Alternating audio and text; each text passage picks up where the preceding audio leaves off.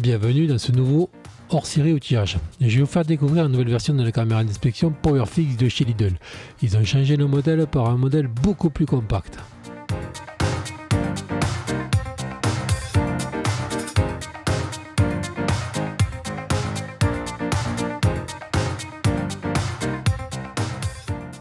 L'écran est plus grand, on a une housse pour ranger la caméra.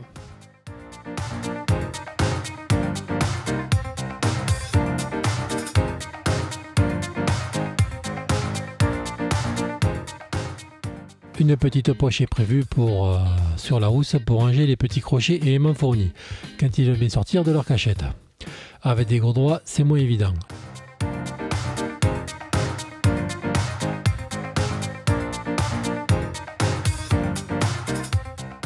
La caméra tient bien dans la main.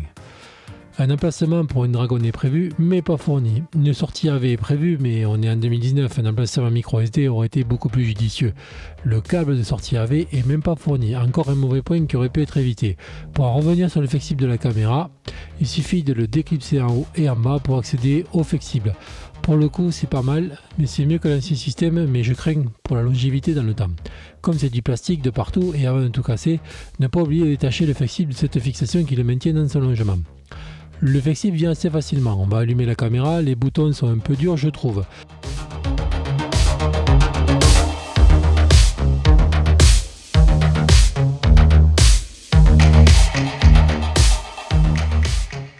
Comme vous pouvez le voir, aucun traitement anti-reflet pour l'écran. On peut régler la lumière de la caméra, la luminosité de l'écran, mais ça ne reste pas formidable.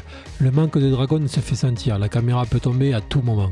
Là, un bon aimant derrière le cul de la caméra aurait été génial, plus un crochet pour le fun. Du coup, une de mes mains reste bloquée pour tenir la caméra.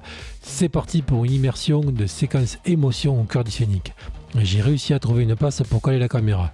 Regardez bien l'image, ça reste très faible pour le prix de la caméra, le rendu est juste acceptable. On n'est même pas en plein soleil, et en plein soleil ça va être pire, on ne devrait plus rien voir. Mais elle fait le job, c'est le principal, c'est un peu ce qu'on lui demande. Regardez un peu ce que je trouve, une belle vis dans une durite.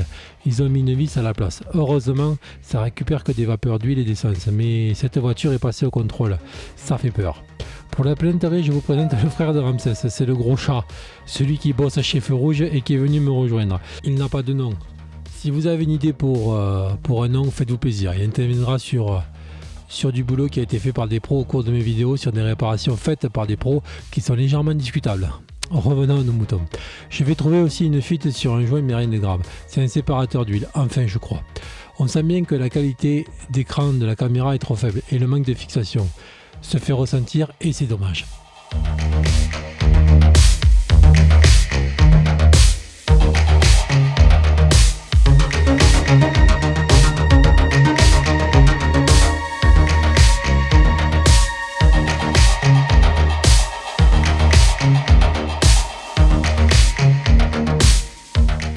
Un petit coup de RTA, on voit bien la durite qui est HS et le joint de notre pièce en question.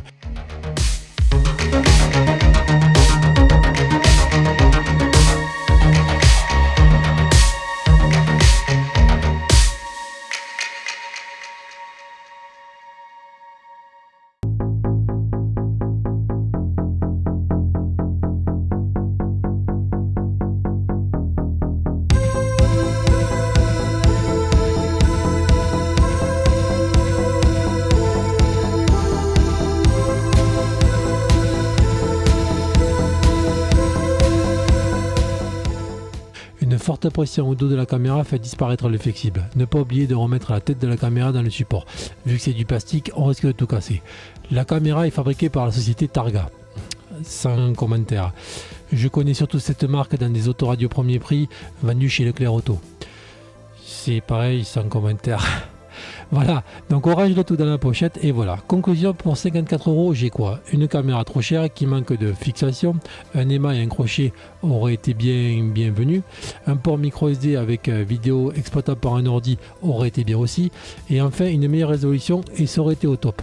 Et là, monsieur Lidl, avec ces points-là, on aurait eu un produit tout à fait au top. Donc, ça reste quand même un super produit pour dépanner quand on n'a pas autre chose sous la main.